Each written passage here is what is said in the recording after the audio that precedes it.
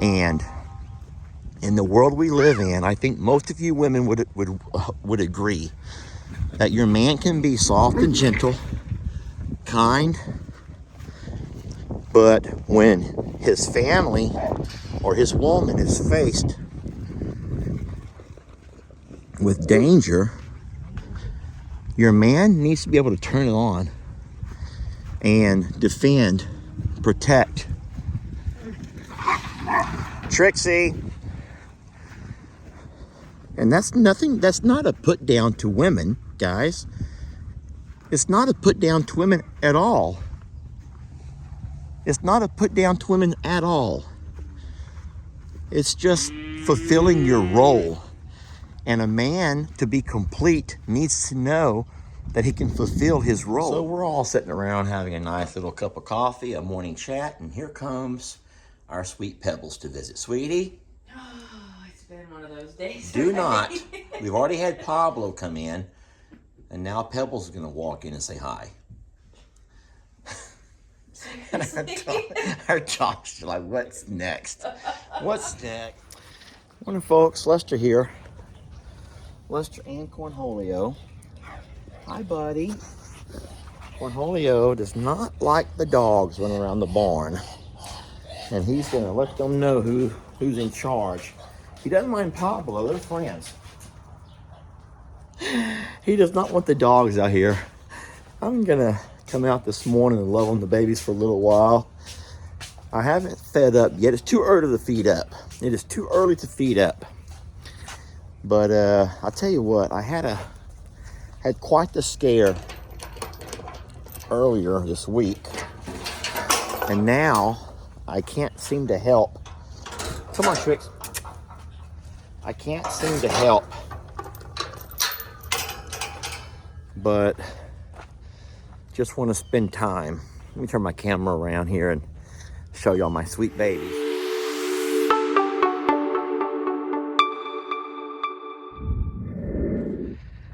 I think we all get that way, you know, when have you ever like had a maybe a near-death experience? You've been in an accident, or you find out one of your kids have been in an accident, and so then you purposely try to spend more time with them because of what you feel like you almost lost.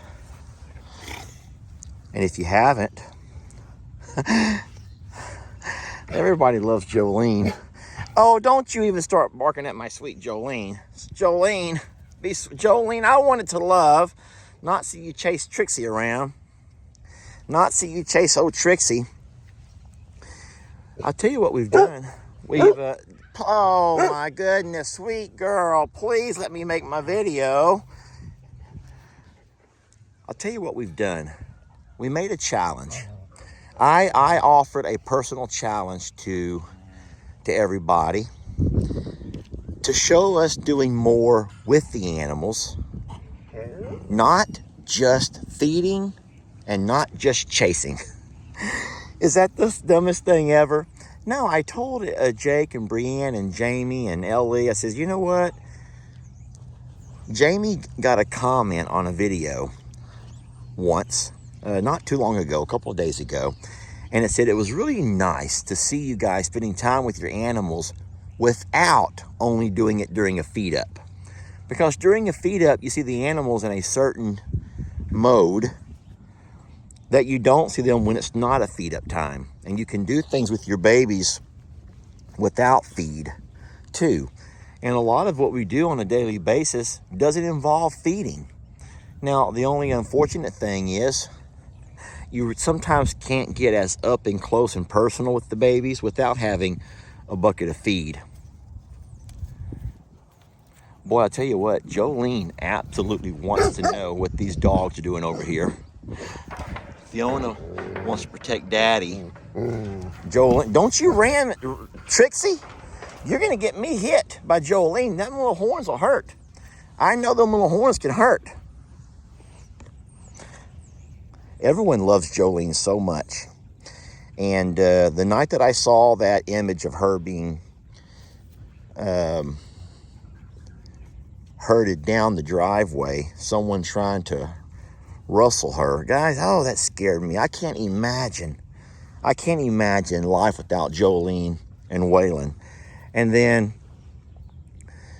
could y'all, you see these shows on TV where someone's child gets abducted and they don't know what happened. There's no, oh my gosh, I'm going to get myself in trouble here. You guys are going to get me hurt. Jolene's a little girl, but I'm still with the hurt shoulder. And she could knock me right over trying to get at one of y'all. Jolene doesn't take any mess from anybody.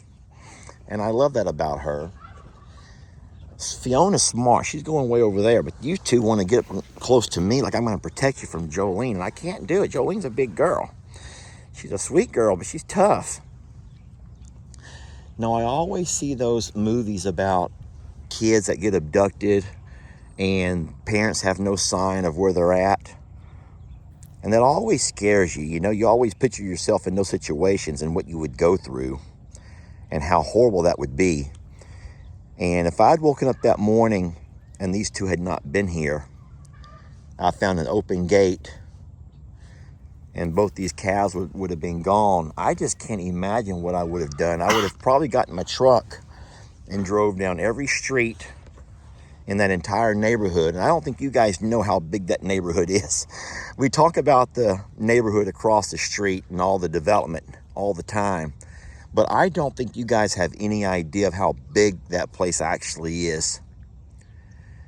You know what I'll do? I will actually show you some images right now. I'll tie it into my video here and show y'all some images from the neighborhood across the street and kind of give y'all an idea of what we worry about with all the growth and development and the recent spike in crime.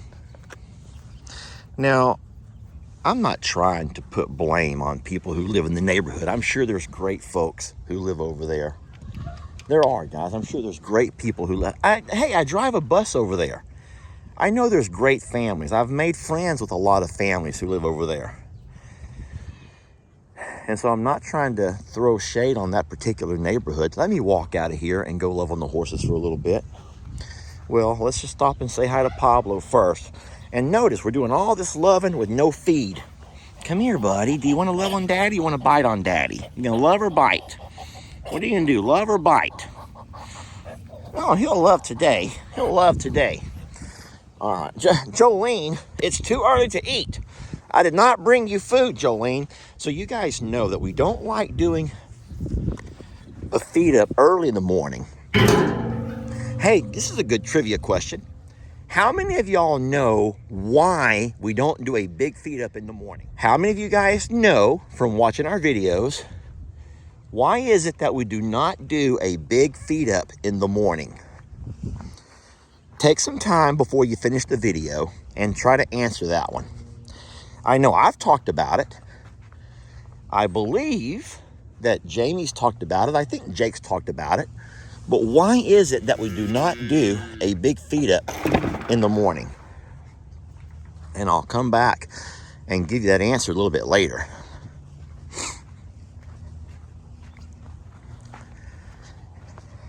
For right now, though, I'm just going to take a little stroll down to the horses and the donkeys. Remember, we had our donkeys in the front pasture for a while, a couple of weeks, while Voodoo was having his hooves treated. It was easier for me to work on them without the donkeys walking around. But now that he's fine, he still has a little bit of a limp to his step. I'll tell you what, that thrush is something that I never knew anything about until we actually had two horses who got it at the same time.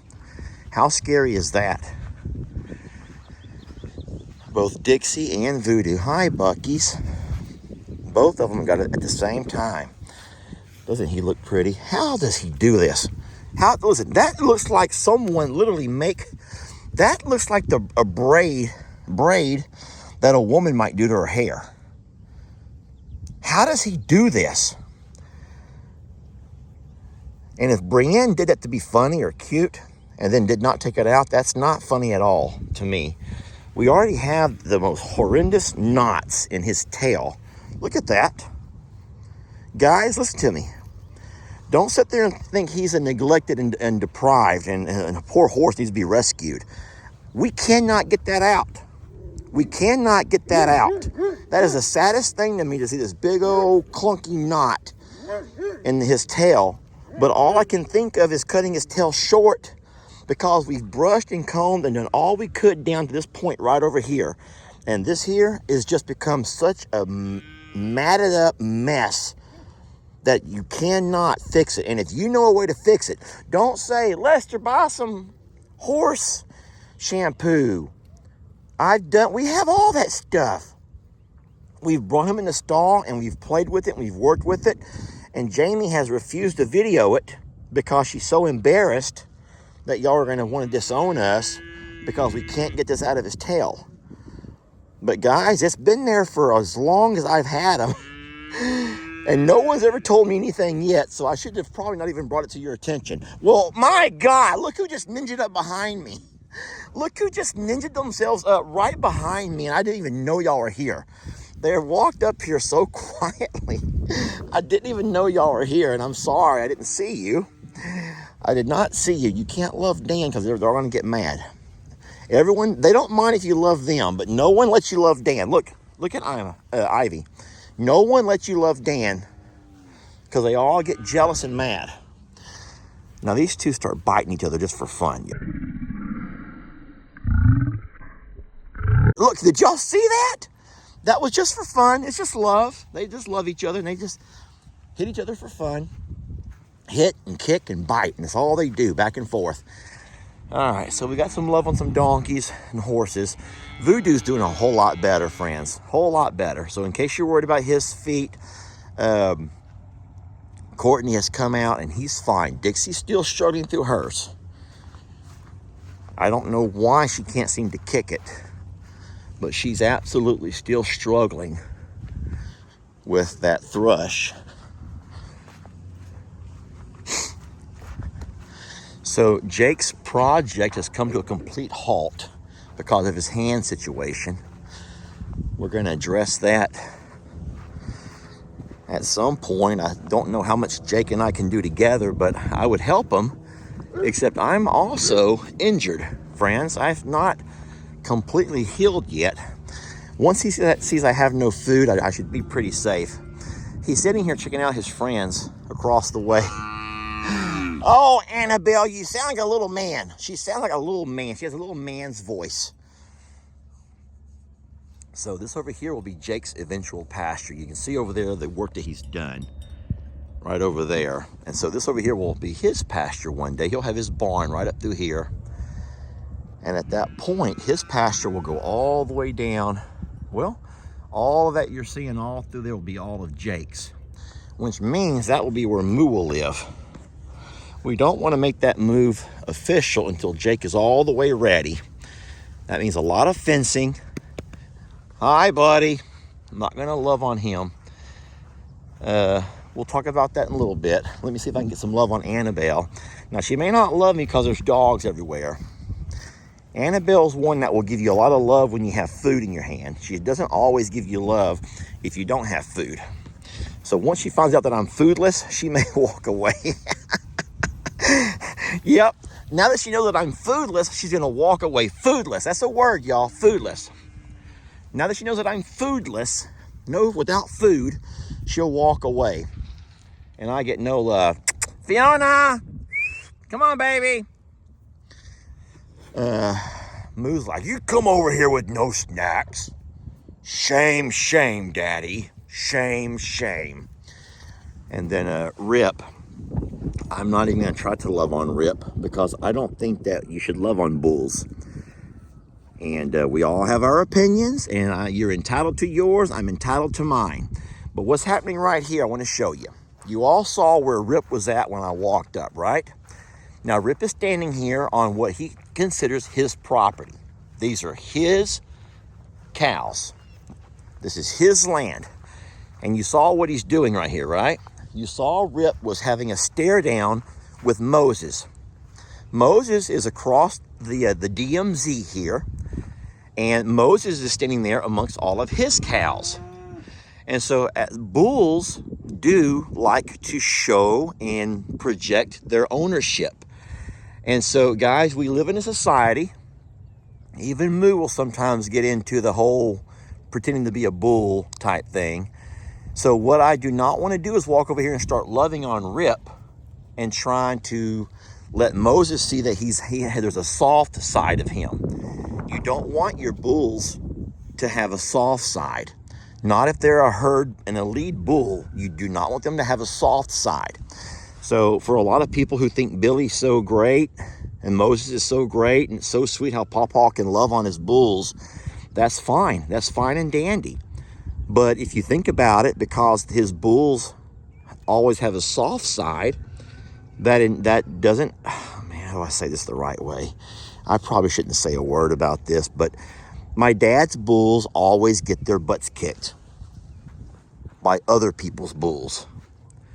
Y'all have seen a number of times where Tex would whip up on them. And what you've not seen is when Judy's bulls, who live on the other side of Pawpaw's, also beat up on them.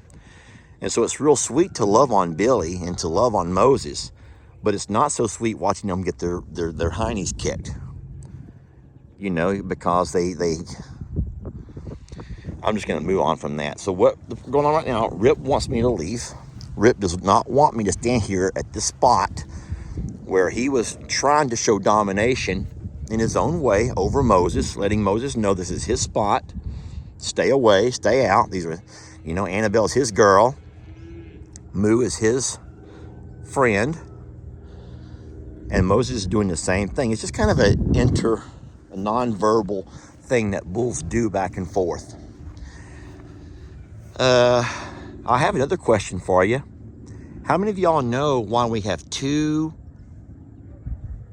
major fences here? Why do we have a fence here that's 5.5 foot tall, barbed wire, and we have a fence over on that side that's 5 foot tall? Does anyone know why we have? There you go. That's exactly what we want our bulls to do. To know that they control the pastures. It belongs to them. Tricky just wants to play. And so, I won't make you answer this in the comments, but what you have to do, if you only have one fence and you have bulls on each side of this one fence, do y'all know bulls would actually, even though it has to hurt and scratch and cut them all up, bulls would still fight through a fence. If you have a single fence with a bull on each side, they will literally fight right here. They will fight through the fence, even though they're risking cutting themselves to pieces with this barbed wire.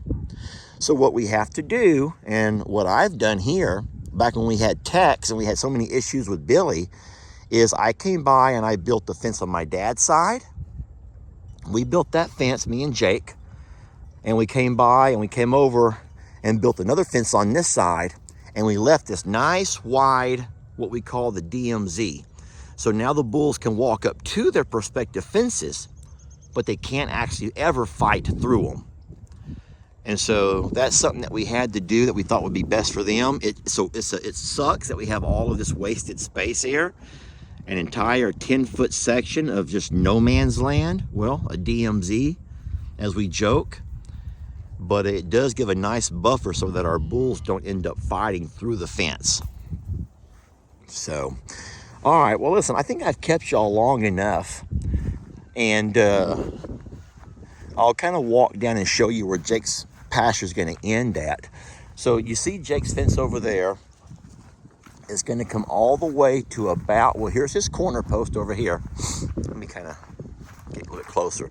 So there's Jake's corner, his one corner post, and from there his fence goes out across to the field, out to the hay field. It's going to go down all the way as far down. I'm not going to have to walk it, am I? Don't let me walk it. Jake's fence will go as far down as my corner post. And at my corner post, it'll go straight across and match up to Jake's fence.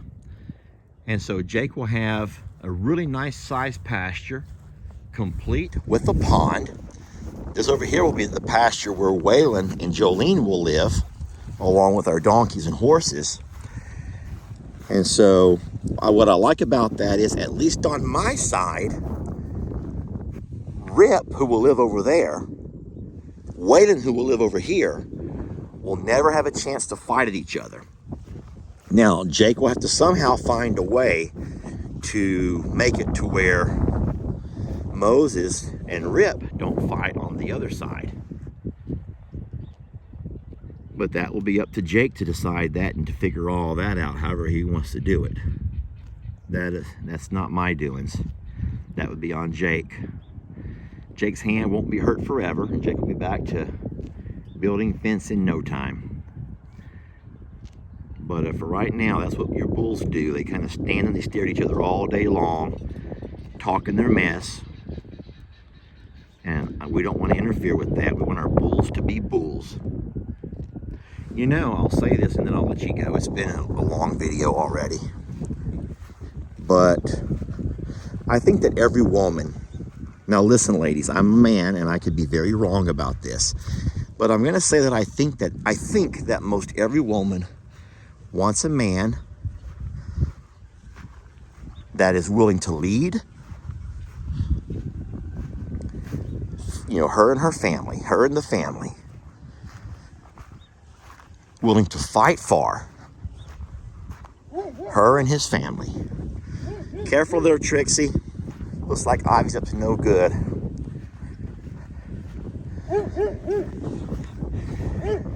And I just look, she walked over to get my loving. She did not want me to leave without giving her a little bit more loving. And you love that. That's just kind of the way we've been conditioned through all of these years. Now, there may be a certain movement going on right now where people are not about all that. And you might think that that's the ways of old, and in this day and age, a man needs to be soft and gentle and kind. And guys, a man can be soft and gentle and kind, but he needs to know when to turn it on. A man needs to know when to turn it on. And in the world we live in, I think most of you women would agree that your man can be soft and gentle, kind, but when his family or his woman is faced with danger, your man needs to be able to turn it on and defend, protect. Trixie. And that's not a put down to women, guys. It's not a put down to women at all. It's not a put down to women at all. It's just fulfilling your role. And a man, to be complete, needs to know that he can fulfill his role. And you don't ever want to take that away from him. And a woman needs to know that she can fulfill her role. And I will not dare try to tell you what a woman's role is. I will not dare even put my foot in my mouth and tell you about a woman's role. But as a man, I can speak for myself and say that I feel like a young man, and I hope that my boys will learn this. A man needs to be ready to defend his family and his wife at all costs and at all times. He needs to be always vigilant and be on the lookout for anything that can be harmful to he or his family. And if the time comes, then he needs to be courageous enough to put himself into harm's way to protect those that he loves. And no matter how soft you may be when you're young, as we just heard right there, as you grow up and as your body changes, so does your mind and your mentality and your outlook on life. And you never want to take that away from a young man. You never want to take that away from a young man. That's just Lester's opinion. Because when the day comes for him to stand up and protect his family, which would be his sweet Jolene and any future babies, you want him to be a man. And you do not want to, demasculate him by trying to put your hands on him and trying to love on him and trying to gentle him down. You want him to be a bull. And a bull is untamed. That's just Lester's opinion. Jolene's like, I can take care of myself, Daddy. I don't need no bull. Have you not seen the size of my horns compared to his? And he's like, that hurts, Jolene. Don't say those mean things to me. Didn't you hear Daddy say don't be mean to bulls, little bulls? And she's like, psh, Daddy. Daddy's mumbo jumbo. Oh boy. I enjoyed today's video. All right, now to answer my question. The answer to my question I asked earlier. Most of y'all are not watching anymore. If it's 25 minutes in, there are very few of y'all watching. But the reason we do not feed in the mornings, in the early mornings, is because we want our babies to eat. We want them to do their jobs. We want them to get up and eat, work.